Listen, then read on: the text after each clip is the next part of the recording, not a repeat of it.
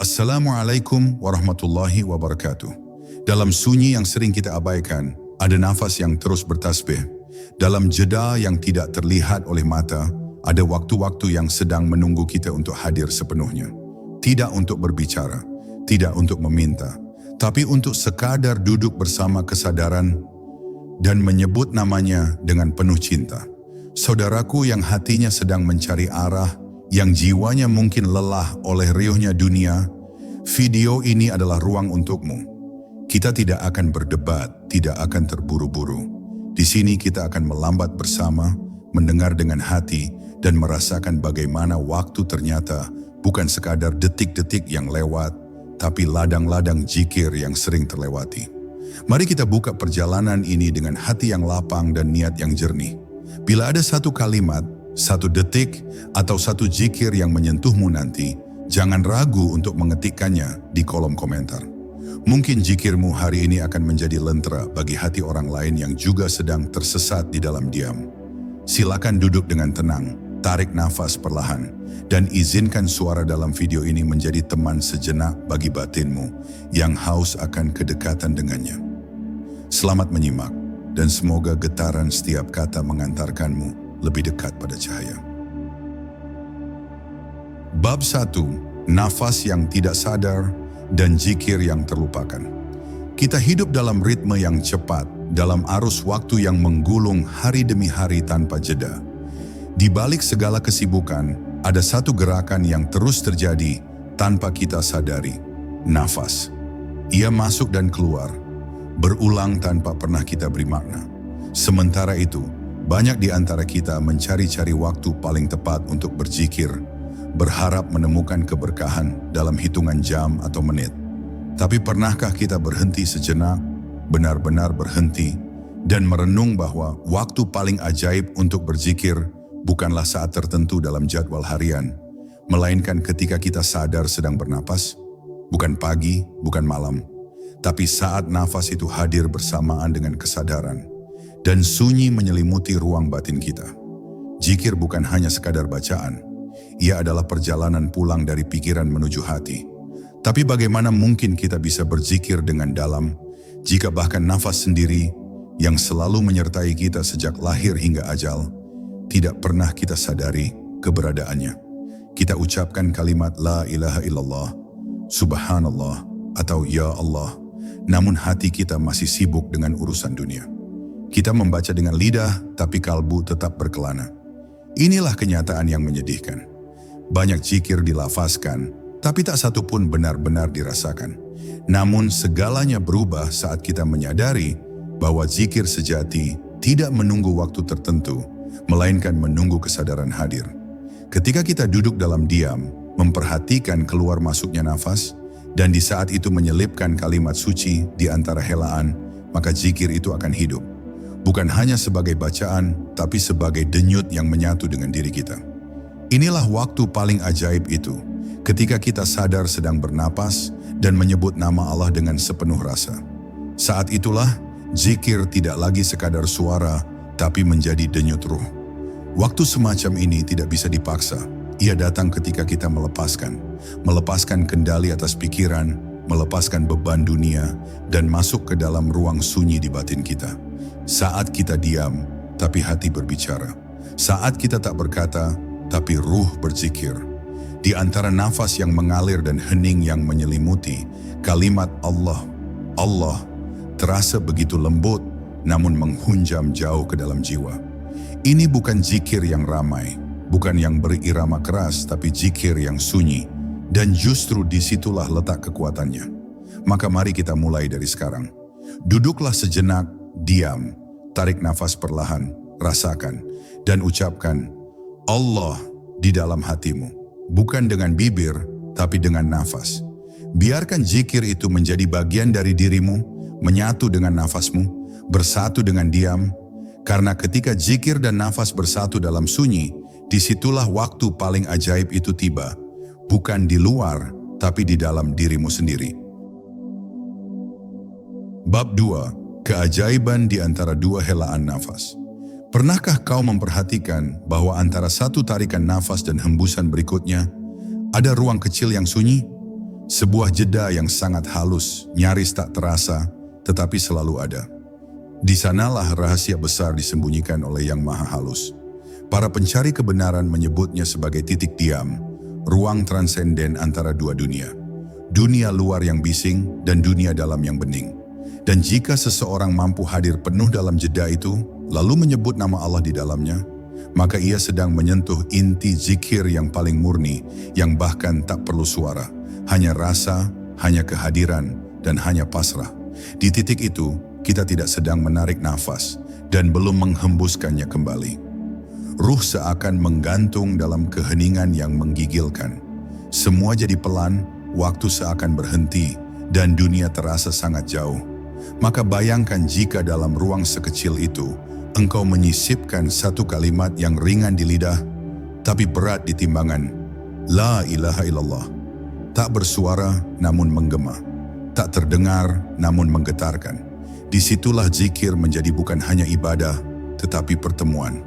Banyak orang mencari kedamaian lewat bacaan yang panjang, suara yang lantang, atau metode yang rumit. Tapi wali-wali Allah mengajarkan jalan yang sebaliknya. Mereka tidak memperbanyak suara, tetapi memperdalam kesadaran. Mereka tidak sibuk menghitung jumlah zikir, tetapi sibuk memperhalus rasa dalam satu zikir.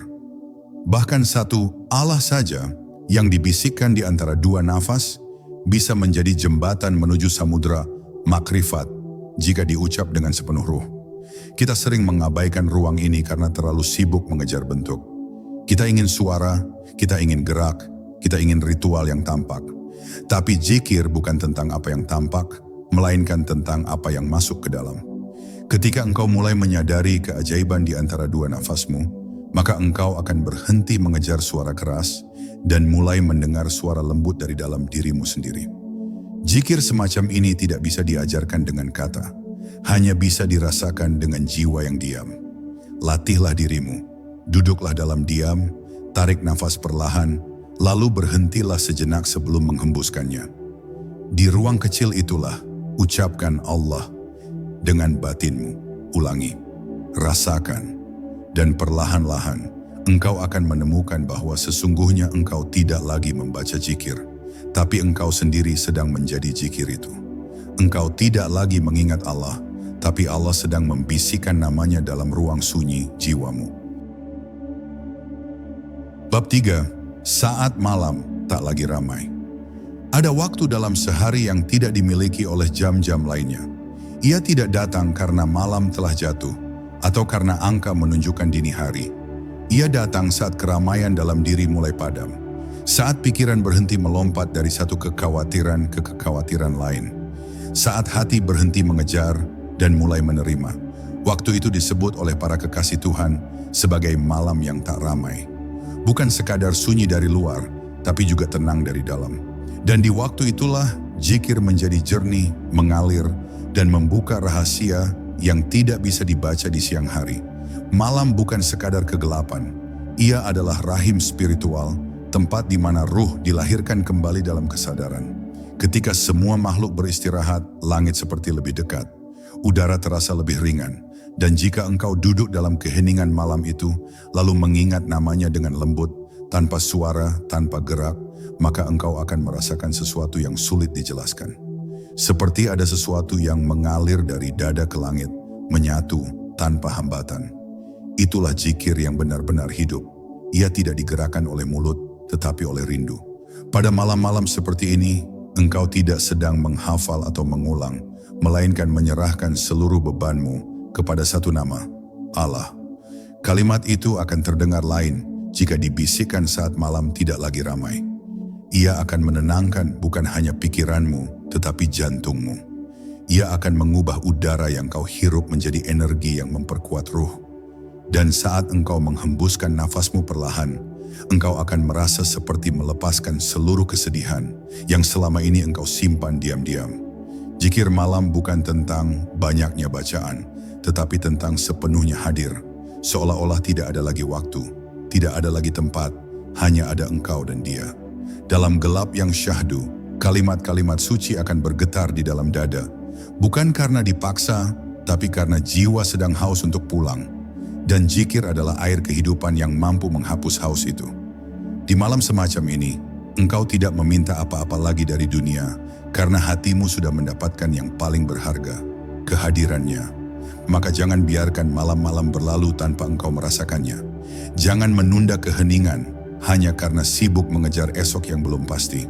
Waktu paling ajaib untuk berzikir bisa saja datang malam ini. Jika engkau bersedia duduk diam, menutup mata, dan menyebut namanya bersamaan dengan nafasmu yang pelan. Cobalah, dan engkau akan tahu bahwa dalam diam malam itu ada kasih Tuhan yang tidak bisa ditulis oleh pena, tapi bisa dirasakan oleh ruh yang berserah. Bab 4. Sunyi yang tidak menakutkan tapi menyembuhkan. Kita tumbuh dalam dunia yang membentuk kita untuk merasa takut terhadap sunyi. Seolah keheningan adalah pertanda kekosongan, dan kekosongan adalah sesuatu yang harus segera diisi. Maka kita terus berbicara, mencari suara, dan berlari dari diam. Padahal justru dalam sunyi itu, yang sering kita hindari, tersimpan pintu menuju zikir yang paling menyembuhkan. Keheningan bukan musuh, tetapi ruang suci tempat zikir bisa tumbuh tanpa gangguan. Dan saat kita berani menatap sunyi, kita akan menemukan bahwa ia tidak sepi tapi penuh. Zikir sejati tidak bisa hidup dalam keramaian pikiran. Ia butuh ruang. Ia butuh jiwa yang bersedia duduk bersama keheningan tanpa melarikan diri ke suara-suara luar. Dalam sunyi yang dipilih dengan sadar, zikir tumbuh seperti embun di pagi hari. Tidak memaksa tapi menyegarkan. Engkau tidak perlu banyak kata, cukup hadir dan izinkan namanya mengalir dari dalam dirimu. Allah, Allah. Diulang perlahan, dengan nafas bukan dengan suara. Diulang dalam dada, bukan dalam keramaian lidah. Ketika engkau berzikir dalam sunyi, dunia seakan menjadi lebih lembut. Masalah tidak hilang, tapi hatimu menjadi lapang. Luka tidak langsung sembuh, tapi tidak lagi menyesakkan. Karena zikir yang tumbuh dari keheningan bukan sekadar bacaan. Ia adalah energi yang menyentuh lapisan terdalam dari jiwa kita. Ia menenangkan bagian dalam diri yang selama ini berteriak tanpa suara. Ia memeluk kita di tempat yang tidak bisa dijangkau oleh kata-kata. Dan ketika zikir telah tumbuh dalam sunyi, engkau tidak lagi membutuhkan suasana khusus untuk merasakannya. Bahkan di tengah hiruk-pikuk dunia, engkau tetap bisa kembali ke keheningan itu. Karena sunyi itu bukan lagi milik tempat, tapi sudah menjadi bagian dari dirimu. Zikir itu hidup dalam nafasmu, berjalan bersama detak jantungmu, dan menjadi sahabat yang tak terlihat, namun selalu ada. Jangan takut dengan sunyi, jangan anggap ia sebagai lawan, karena justru dalam sunyi yang engkau takuti, engkau bisa bertemu dengan Allah tanpa perantara, tanpa kata, tanpa suara. Duduklah diam, tarik nafasmu, dan biarkan sunyi itu menjadi ruang di mana engkau menyebut namanya. Disitulah waktu paling ajaib itu hadir, bukan karena jam menunjukkan waktu mustajab, tapi karena hatimu akhirnya benar-benar hadir. Bab 5. Ketika hati tidak lagi meminta, tapi mulai menerima. Ada fase dalam perjalanan ruhani ketika hati berhenti berdoa dalam bentuk permintaan dan mulai berzikir dalam bentuk penerimaan. Disinilah zikir menjadi lebih dari sekadar ucapan. Ia berubah menjadi keadaan jiwa. Kita tidak lagi menyebut nama Allah hanya untuk meminta pertolongan, rezeki, atau penyelesaian masalah. Kita menyebut namanya karena tidak ada lagi yang lebih penting dari kehadirannya. Kita tidak lagi mengulang kalimat suci karena ada yang ingin dicapai, tapi karena hati sudah merasa cukup hanya dengan mengingat.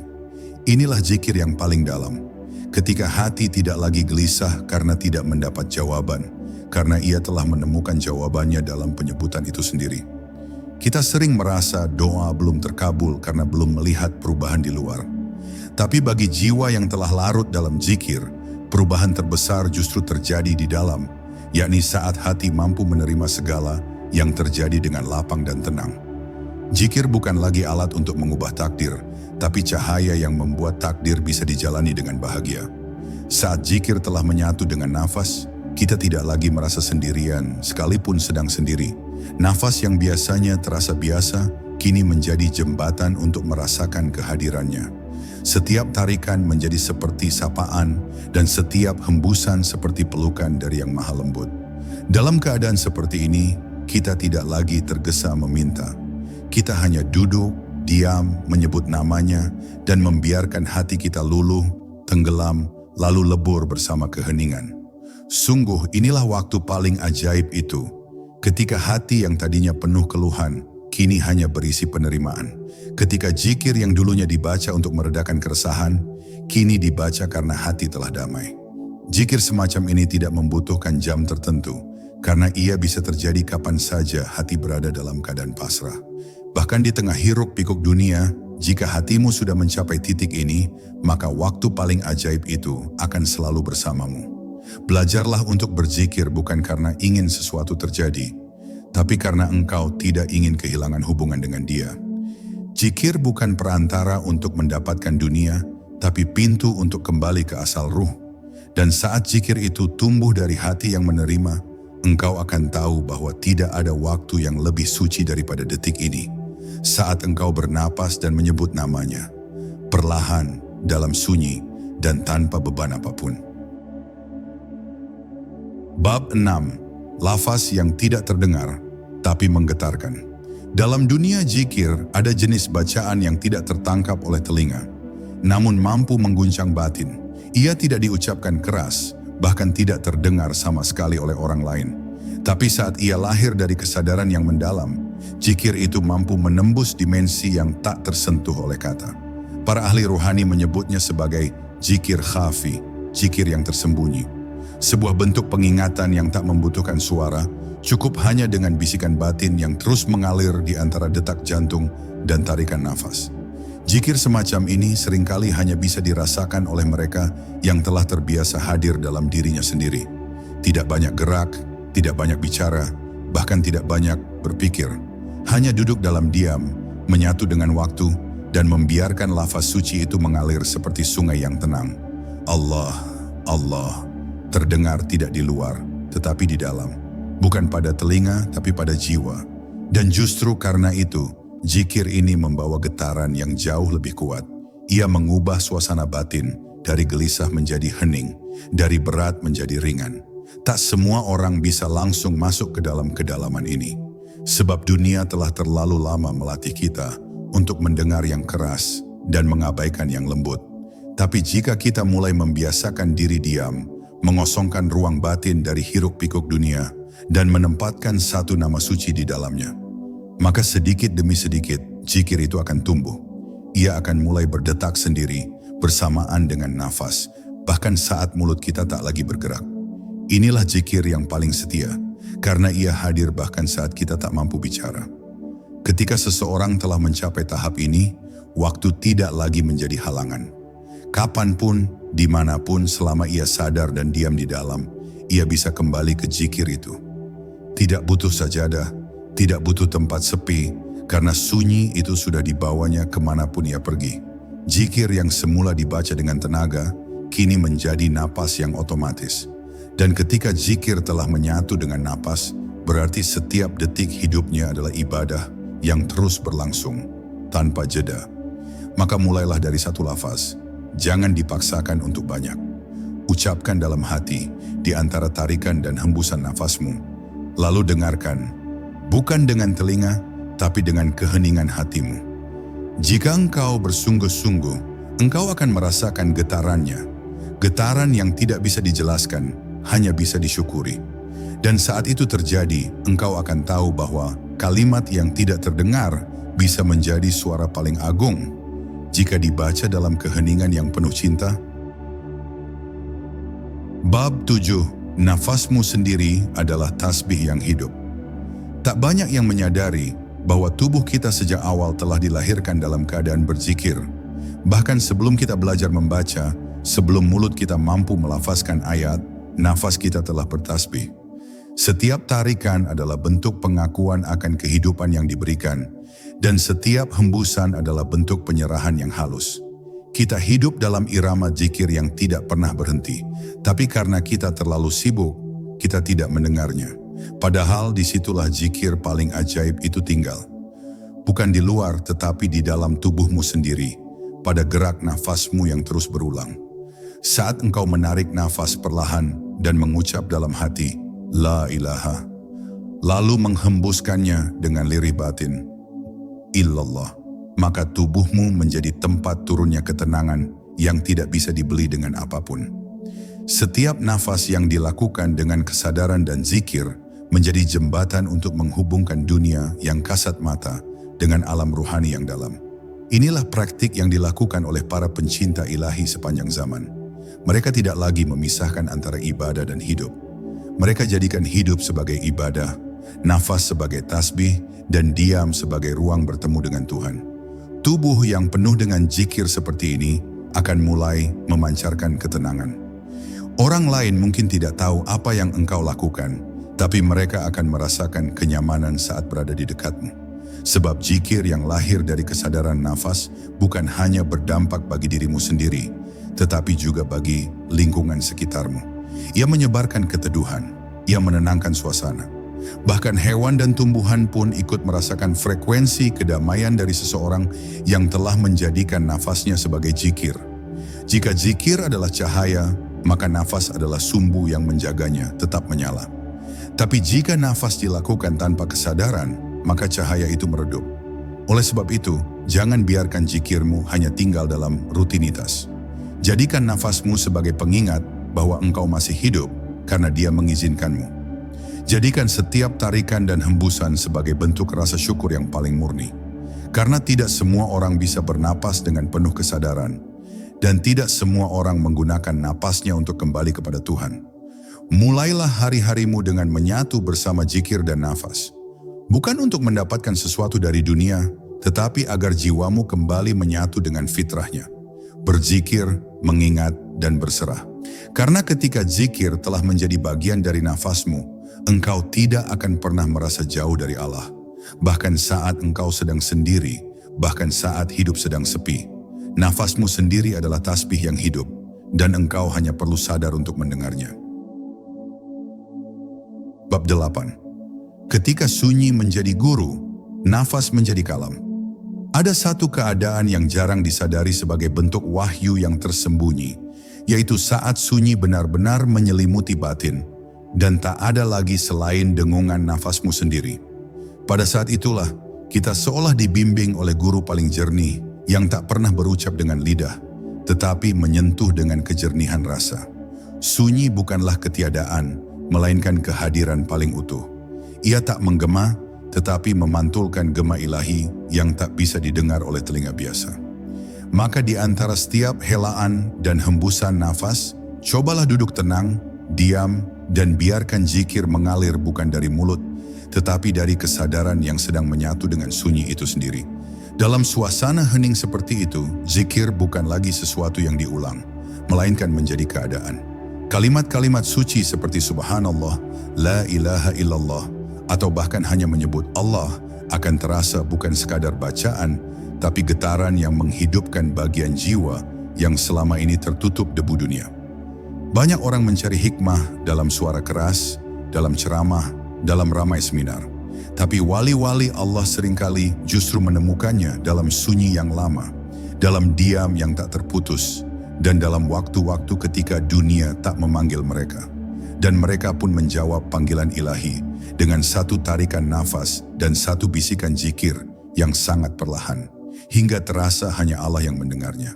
Sunyi itu tidak mengosongkan kita, justru ia membersihkan kita dari segala yang bukan bagian dari fitrah. Nafas yang tidak terburu-buru, yang tidak terikat dengan tugas dunia, membawa zikir ke tempat yang tidak pernah disentuh oleh suara mulut. Di sanalah ruh mulai memahami bahasa langit, bukan dari kata-kata yang tersusun, tetapi dari keheningan yang mengajarkan segalanya.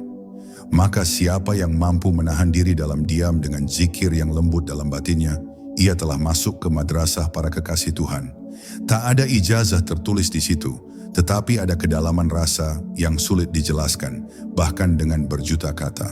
Ketika zikir dibacakan di antara nafas dan sunyi, kita akan mengerti satu hal, bahwa kita bukan sedang menyebut nama Tuhan, tapi sedang menjadi bagian dari penyebutan itu sendiri.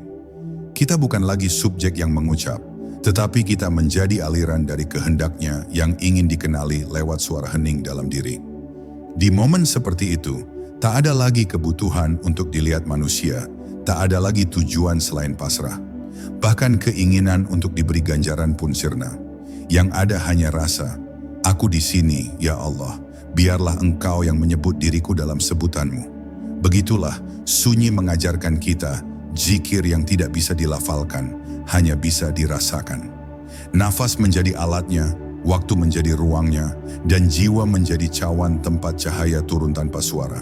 Maka siapapun engkau yang masih merasa gelisah atau bahkan telah lama merasa kosong, cobalah menghadap sunyi. Bukan untuk lari dari dunia, tetapi untuk kembali pada asal yang tak pernah pergi.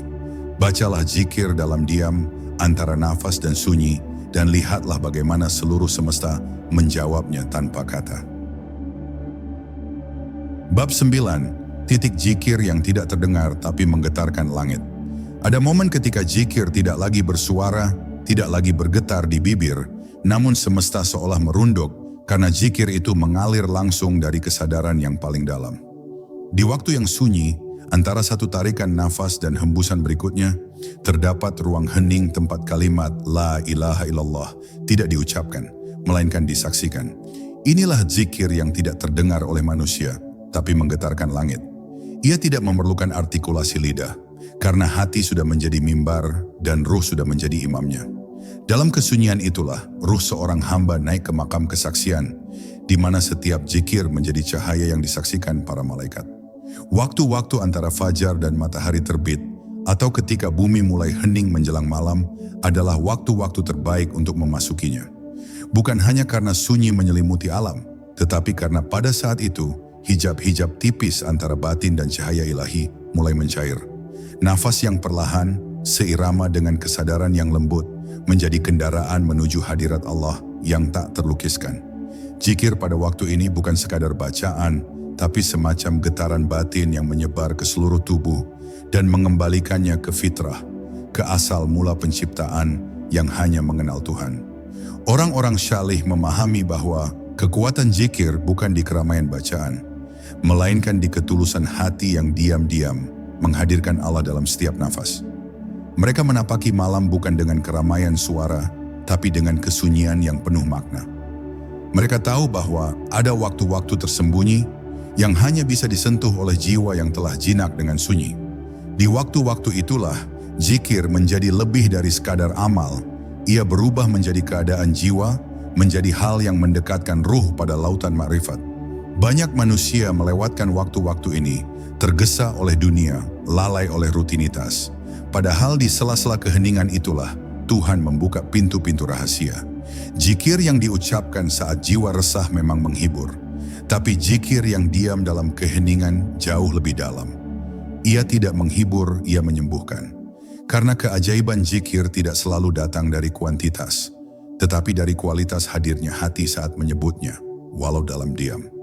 Seperti para wali yang jika ditanya kapan mereka berzikir, mereka hanya tersenyum karena seluruh hidupnya telah menjadi zikir itu sendiri. Maka belajarlah mendengar suara zikir yang tidak diucapkan.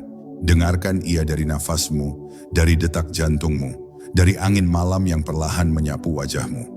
Dengarkan dari cara hatimu tetap menyebut namanya, bahkan saat mulutmu diam. Karena antara nafas dan sunyi, disitulah terdapat waktu paling ajaib untuk berzikir.